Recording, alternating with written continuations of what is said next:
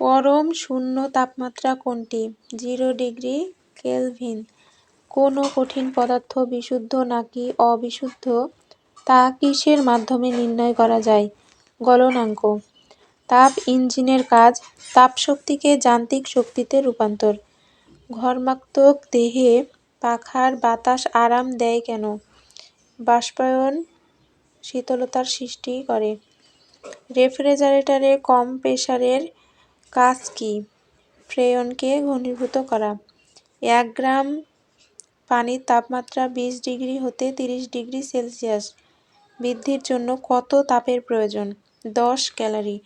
কোন ইঞ্জিনে কার্বোরেটর থাকে? পেট্রোল ইঞ্জিনে।